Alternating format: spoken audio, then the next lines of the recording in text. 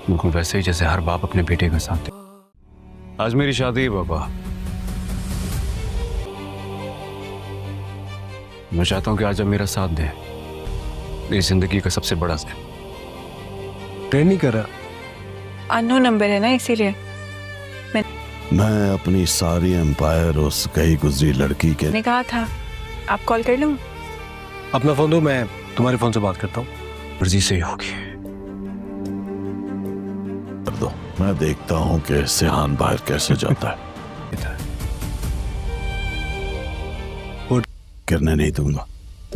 शादी तो मेरी नाम के साथ अपने खानदान का नाम जोड़कर। तो मुझे कौन रोकता है? जिक्रिया जी, घर के तमाम दरवाजे बंद कर। और आज ही होगी। अधिक मैंने आपसे साथ मांगा था। तो घर गया था हाँ। तो वहां पे नौकरों ने क्या बाबा? कहा कि घर पे कोई नहीं है और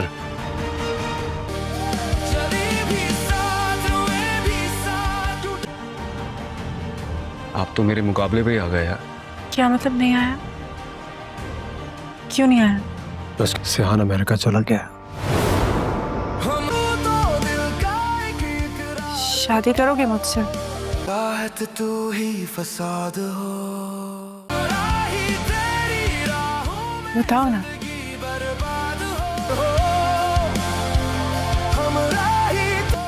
शादी करोगे मुझसे? ये क्या कह रही हो तुम? एलएफ और औरंग की शादी हो जाएगी या फिर सिहान दोबारा से एलएफ को अपनी तरफ कर लेगा? क्या एलएफ के प्रपोज करने के बाद औरंग एलएफ से शादी करने के लिए हाँ कर देगा? ड्रामा सीरियल हमराह के नेक्स्ट एपिसोड में आप लोग देखेंगे कि सियान अपने बाप गाजी यूसुफ के पास जाता है और उनसे कहता है, आज मेरी शादी है बाबा, मेरी जिंदगी का सबसे बड़ा दिन है। मैं चाहता हूं कि आप मेरा साथ दें, बिल्कुल वैसे ही जैसे हर बाप अपने बेटे का साथ देता है। लेकिन गाजी यूसुफ, जो अपने खानदान पर बहुत गुरूर रखता है, नहीं चाहता कि सियान की शादी एलफ से हो। वो एक मामूली सी लड़की एलफ को इस घर की बहू कभी नहीं बनने देगा। गाजी यूसुफ सियान से कहता है, जहां मैं चाहूंगा तुम्हारी शादी वहीं होगी। ये सुनकर सियान गुस्से में जवाब देता है, शादी तो मेरी मर्जी से ही होगी और आज ही होगी। मैं देखता हूं कौन मुझे रोकता है। गाजी यूसुफ फौरन जकरिया से कहता है, घर के तमाम दरवाजे बंद कर दो, मैं देखता हूं सियान बाहर कैसे जाएगा। ये सुनकर सियान मुस्कुरा देता है और अपने बाप से कहता है, बाबा, मैंने तो आपसे मदद मांगी थी, लेकिन आप तो मेरे मुकाबिल खड़े हो गए। सियान को अपने बाप के रवैये से बहुत तकलीफ पहुंचेगी। वो लाख कोशिश करेगा कि किसी तरह आइलफ के पास पहुंच जाए, लेकिन गाजी यूसुफ के हुक्म के बगैर इस हवेली में एक पिता तक नहीं हिल सकता। सियान पूरी कोशिश के बावजूद हवेली से बाहर नहीं निकल पाएगा। दूसरी तरफ एलफ शादी का जोड़ा पहनकर तैयार बैठी होगी। औरंग बार बार सियान को कॉल कर रहा होगा, लेकिन सियान कॉल अटेंड नहीं करेगा क्योंकि उसका मोबाइल भी नौकरों से उसके बाप ने छनवा लिया होगा। औरंग परेशान हो जाता है तो एल्फ कहती है, मैंने कहा था ना, मैं कॉल कर लेती हूँ। औरंग जवाब देता है, तुम अपना फोन मुझे दो, मैं करता हूँ।